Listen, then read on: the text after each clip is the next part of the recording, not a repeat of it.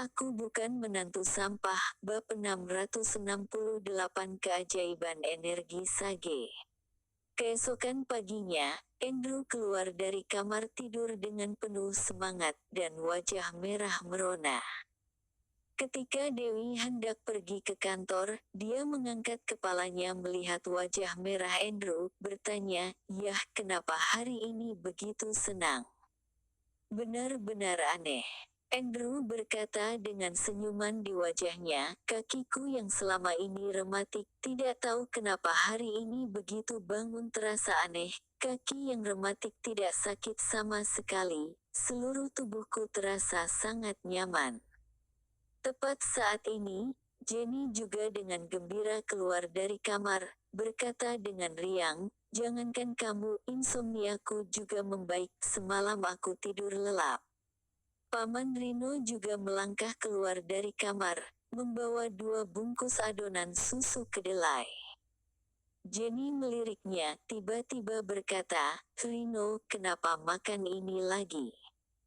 Bukankah kamu mengidap diabetes?" "Kak, gejala diabetesku sudah mereda," Rino berkata dengan gembira dan bersemangat, tidak tahu apa yang terjadi, begitu bangun pagi ini tiba-tiba aku merasa segar. Tidak ada masalah sama sekali. Aku segera memeriksanya ke dokter. Setelah pemeriksaan, tidak hanya gejala diabetesku yang mereda, bahkan seluruh tubuhku juga menjadi lebih berenergi. Ketiganya berdiri di ruang tamu, mengobrol dengan gembira. Setelah bangun dari tidur, mereka merasakan perubahan pada tubuh mereka, penyakit ringan sembuh, penyakit parah mereda, bahkan semangat mereka meningkat pesat. Dewi memandangi mereka mengobrol, lalu terkejut, "Yah, Bu, Paman, kalian tidak minum obat apapun, kan?" "Tidak, bagaimana mungkin aku menghabiskan uang untuk membeli barang-barang mahal seperti itu?" Jenny menggelengkan kepala, dan tersenyum sumringah di wajahnya. Dewi tampak bingung, dia tahu jelas ketiga penyakit orang ini, terutama penyakit diabetes pamannya, sama sekali tidak bisa disembuhkan kecuali menyuntikkan insulin. Tapi dalam semalam penyakit mereka bertiga membaik. Dewi menyentuh pipinya dengan bingung, tangannya terasa lembut seperti telur yang dikupas.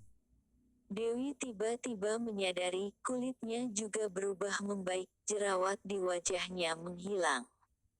Tepat saat ini, Rocky keluar dari kamar. Dewi segera menyapanya dan bertanya, "Rocky, apakah kamu merasa ada perubahan pada tubuhmu?" Seperti perubahan fisik menjadi lebih baik.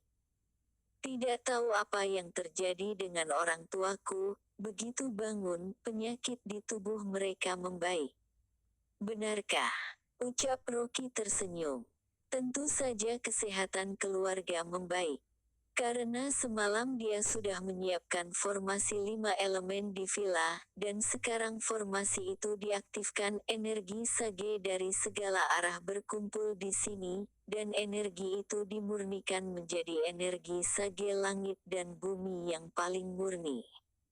Energi sage langit dan bumi yang paling murni dapat menyehatkan semua hal, jangankan orang normal yang berada dalam formasi seperti itu, pasien yang sakit parah tinggal di dalam formasi 5 elemen untuk waktu yang lama tidak hanya akan sembuh dari penyakit parah tapi juga dapat memperpanjang hidupnya. Meskipun sekarang formasi belum terbentuk sempurna, hanya dengan 2 elemen air dan api saja sudah memberikan banyak manfaat bagi orang biasa yang tinggal di dalam formasi." Saat ini, Dewi seperti menyadari sesuatu, menatap Rocky dan bertanya, "Katakan dengan jujur, apakah kamu melakukan sesuatu?" Rocky tertegun, tersenyum menganggukkan kepala, "Iya." Dia tidak ingin membohongi istrinya. Kalau istrinya bertanya tentang hal itu, dia akan memberitahu formasi 5 elemen kepadanya. Lagi pula, semuanya tahu dia melihat Feng Shui di luar tidak apa-apa membentuk sebuah formasi. Dewi tidak mengira ternyata memang benar dia. Dewi segera menariknya ke samping dan menghela nafas. Sudah kuberitahu padamu, jangan habiskan uang membeli produk kesehatan untuk orang tuaku. Jangan melihat hasilnya yang langsung, obat-obat itu mengandung hormon. Rocky tertegun, tidak menyangka istrinya salah paham. Ketika dia hendak menjelaskan, Jenny tiba-tiba menghampiri, berkata dengan tidak senang, dia menyita vilaku. Kamu masih berharap dia menghabiskan uang untuk membelikan produk kesehatan untukku. Aku tidak pernah melihat menantu seperti ini, tidak menghabiskan 1 sen pun untuk mertuanya. Jenny masih marah pada Rocky yang mengambil villa dan buku tabungan, bahkan menyimpan dendam di dalam hatinya. Dia tidak berani memukuli dan memarahi Rocky, tapi begitu ada kesempatan, dia akan memanfaatkannya untuk memarahinya. Rocky berkata, Bu, kalau kamu ingin makan produk kesehatan, aku akan membelikannya untukmu. Beli seberapa banyak yang kamu inginkan. Aku ingin makan ginseng, ganoderma, apa yang mahal belikan untukku. Ucap Jenny. Dewi segera berkata, Bu, obat itu tidak boleh sembarang diminum, jangan mencari kesalahan Rocky lagi, dia ada urusan. Setelah itu, dia mengedipkan mata pada Rocky sambil mendorongnya keluar ruang tamu. Jenny sangat marah. Sekarang semua orang di dalam rumah membantu Rocky berbicara, tidak ada yang membelanya. Rocky malas ribut dengan Jenny, dia melangkahkan kakinya keluar, dan langsung pergi ke pabrik farmasi. Ketika di Myanmar, pabrik farmasi sudah dibangun dan berproduksi. Broto dan Talita membantu mengelolanya. Sekarang setelah pabrik farmasi berada di jalur yang benar, untuk sementara Broto akan kembali ke kota Babel dan Talita bertanggung jawab atas kualitas produk dan kontrak. Selang sesaat Rocky tiba pintu gerbang pabrik farmasi. Pabrik farmasi baru dibangun sangat megah di bawah sinar matahari. Area pabrik yang baru sangat luas dan karyawan bekerja dengan tertib. Rocky berjalan sambil melihat sekeliling dan tiba di depan pintu kantor. Sebuah papan tanda kantor manajer digantung di pintu, dan nama Talita tertulis. Rocky hendak mendorong pintu, tapi tiba-tiba dia mendengar suara keras dari dalam. Lalu mendengar Talita menghela nafas.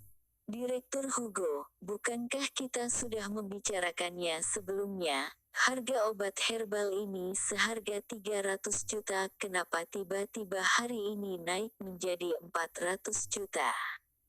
Dalam sekejap naik 100 juta, ini mempengaruhi modal produksi kita.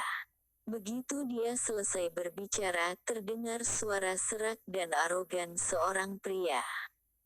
Nona Talita, harga pasaran obat herbal ini sangat berfluktuasi. Kalau kamu tidak membelinya, aku akan menjualnya ke orang lain. Tidak bisa begitu, kita sudah membicarakannya. Bahkan sudah memesan obat di tempatmu, sekarang kami sedang membutuhkan obat itu.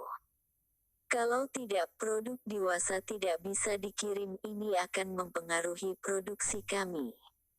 Suara serak pria itu mengira Talita cemas, lalu tersenyum percaya diri, dan tiba-tiba berkata dengan kagum. Harga obat sudah naik, aku tidak bisa berbuat apa-apa, atau nanti malam aku bisa mengajak Nona Talita makan malam untuk membahas masalah harga obat, mungkin bisa turun sedikit. Dia belum selesai berbicara, tiba-tiba terdengar suara seorang wanita paruh baya berteriak. Hugo, kuberitahu kamu, uang ini tidak akan kurang sepeser pun. Kamu mentraktir wanita ini makan, tidak lain karena dia muda dan cantik. Kuberitahu ya, kamu tinggal di rumah keluarga Ma. Kalau kamu berani mencari selingkuhan di luar, hati-hati aku menceraikan dirimu, dan kamu tidak bisa mendapatkan hak asuh satu anak pun. Wanita parubaya itu sangat galak. Tiba-tiba suara Hugo melemah, dia tersenyum dan berkata, istriku, mana ada aku tertarik dengan Direktur Talita, aku berencana berdiskusi dengannya. Lagi pula kita akan menjalankan bisnis untuk jangka panjang. Begitu mendengar pria ini menaruh hati pada Talita, Rocky segera mendorong pintu kantor dan berjalan masuk. Dia masuk ke kantor, melihat Talita berdiri di belakang meja, dengan wajahnya yang cantik merah merona. Dan di depannya berdiri seorang pria paruh baya kurus botak berkilau. Sepasang matanya menatap kerah Talita dengan mempesona, seolah tatapannya bisa melihat tembus diri Talita.